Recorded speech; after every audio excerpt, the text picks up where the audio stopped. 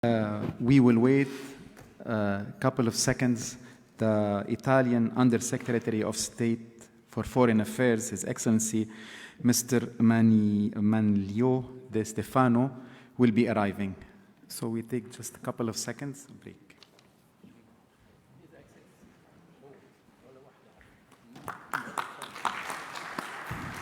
His Excellency arrived.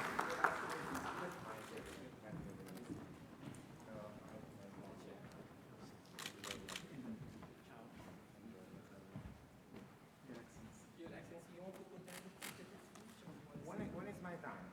It's the right time. Please.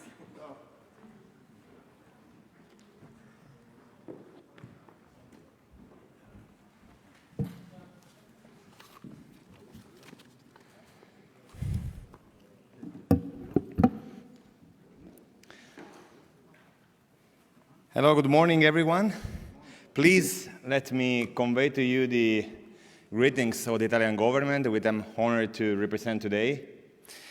Your Excellency, the Secretary General, distinguished guests, ladies and gentlemen, it is a great honor for me to attend the 2021 International Arab Banking Summit and welcome you all here in our beautiful Rome, only 2 years after the 2019 edition. For Italy, cooperation with the Arab and Mediterranean friends, neighbors, is on top of the international agenda, as the patronage of the presidency of the Council of Ministers perfectly exemplifies. At the same time, the cooperation with Arab, Mediterranean, and North African countries represents a priority of the Italian international agenda. Due to its geographical position and peculiar history, Italy is indeed a natural bridge between Europe and the countries of this area, which are among our most relevant economic partners. And please allow me to say, I could not agree more on this edition's title. The exit from the economic crisis due to the pandemic is now underway, but it's essential to proceed quickly, strongly, and lastingly with clear strategies in mind. Sustainable and inclusive development and economic growth is both a goal and a tool, as it allows for the implementation of an economic development model compliant with environmental protection and resilient with respect to possible future shocks. It is the potential to fix the productive collapse and social uneasiness that occurred with the crisis. To achieve this strong and lasting recovery, we need reforms assuring efficient production systems and large social protection, both in economic and health terms. The current circumstances require additional engagement from all of us in order to respond effectively to emerging urgent needs. We all need to scale up efforts to strengthen the collective response to the crisis and ensure a quick and effective recovery of our economies. This means focusing first on growth and job creation. Old-fashioned austerity will not work in building back our economies soon and better. We should rather take advantage of innovation, digitalization, clean technologies, public and private partnerships. The signature of an MOU between the Union of Arab Banks and the International Network for Small and Medium Enterprises, which will be taking place shortly, is an excellent sign which goes precisely in that direction. People, their health, and their living standards should stay at the core of our agenda. But you cannot take care of people's well-being if you do not take care of our planet's well-being. This year, as you all know, Italy has been holding the presidency of the G20 and co-chairing the COP26 together with the UK. Our message is that the environmental sustainability is key to achieve long-term prosperity. We need a recovery as green as possible, and we can have it by relaunching quality investments and appropriate fiscal policies.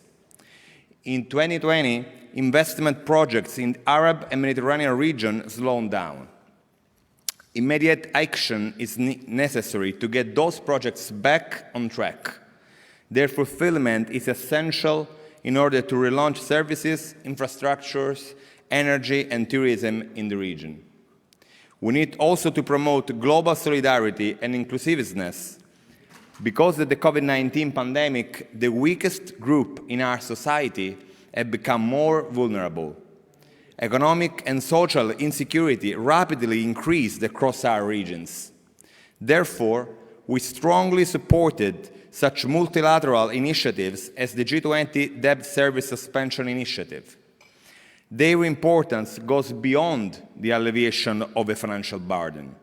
In fact, they foster dialogue and help to build confidence among countries at different stages of development. How to expand fiscal space to overcome the pandemic and the crisis is a very relevant issue. There is now a political momentum to further advance debt treatment and with the provision of additional liquidity through the issuance of special drawing rights. At the recent summit on the financing of the African economies in Paris, European countries showed their will to direct up to 100 billion of special drawings rights towards Africa. This is a much welcomed development, complementing the G20 Debt Service Suspension Initiative, which was not enough to confront the financing needs of developing countries. We need to ensure that these resources we are providing through debt relief and hopefully soon with special drawing rights, reallocation are used to finance the recovery and priority spending for the UN Sustainable Development Goals, for example, in health, social protection, and gender empowerment. I'm talking about $100 billion, so there's room for all these projects. We are proposing to develop a common G20 vision on the use of new fiscal space in alignment with the Standard Development Goals, in close coordination between the development and finance tracks, and in consultation with developing countries, avoiding new conditionalities. I would like to remark this. Please allow me to conclude by saying that such global problems need to be faced together, and we are aware that multilateralism is the only way to build back better and shape a fair, sustainable, inclusive, and resilient global economy and society in order to promote the prosperity and the general well-being for our countries and our people. Thank you for your attention. I wish all of you a successful summit and a successful stay in Rome, which I'm sure will bring about a lot of fruitful exchanges among all participants. I thank you again.